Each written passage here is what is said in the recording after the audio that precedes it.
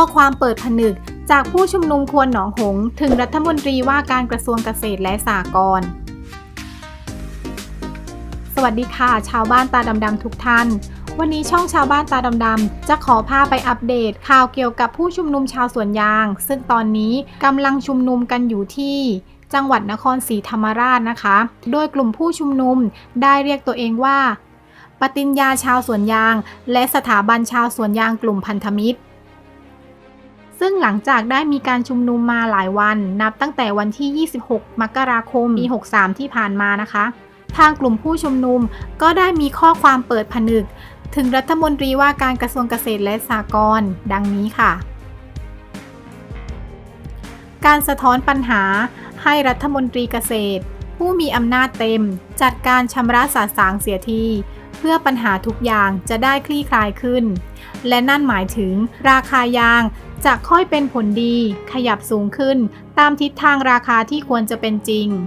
ซึ่งข้อเรียกร้องของผู้ชุมนุมที่อบต.นาหมอบุญไม่ได้เกินจริงเพราะต้องการให้ไม่ปล่อยให้พ่อค้ากดราคาจนเกินกว่าเหตุโดยไม่มีเครื่องมือรัฐเข้าไปควบคุมโครงการชดเชยในชื่อต่างๆโดยงบประมาณกลางอย่าออกแบบโดยวิธีมักง่ายจากกลุ่มคนที่ไม่รู้ปัญหาไม่รอบคอบเพราะผลงานที่ออกมามันไม่ได้กระจายครอบคลุมทั่วถึงเกษตรกรที่แปรรูปต้นน้ำหรือแม้แต่สถาบันเกษตรกรเขาเดือดร้อนล้มละลายต้องคิดหาช่องทางของพรบการยางบางมาตรามาช่วยพยุงการทุจริตคอร์รัปชันโกงกินช่อฉนโดยเฉพาะโครงการซื้อขายยางจากนโยบายแต่ละคราวคนผิดกินอิ่มมีชีวิตอยู่สุขสบายไม่เคยจับใครได้สักครั้งแต่เงินภาษีหายสาบสูญการเรียกร้องถึงรัฐมนตรีเกษตรท่านต้องพิจารณาและลงมารับฟังด้วยตนเองท่านต้องกล้าที่จะออกหน้าในการนำพาให้มีการชำระสาสางแล้วท่านก็จะได้ความประทับตราตรึงใจของชาวสวนยางอย่างไม่มีวันลืมแต่หากว่าท่านกลับเพิกเฉยละเลยไม่สนใจก็รังแต่จะก่อให้เกิดความแตกแยกแตกหัก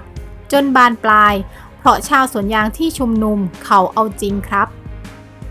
นี่ก็เป็นข้อความจากปฏิญญาชาวสวนยางและสถาบันชาวสวนยางกลุ่มพันธมิตรเมื่อวันที่ 3 กุมภาพันธ์ 63 ที่ผ่านมาค่ะ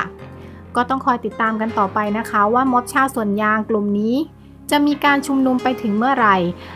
หากมีข่าวความคืบหน้าแอดมินจะนำมาเสนออีกครั้งค่ะหากชอบคลิปนี้และอยากให้มีคลิปต่อๆไปอย่าลืมกดไลค์กดติดตามและคอมเมนต์ด้านล่างเป็นกำลังใจให้ด้วยนะคะสวัสดีค่ะ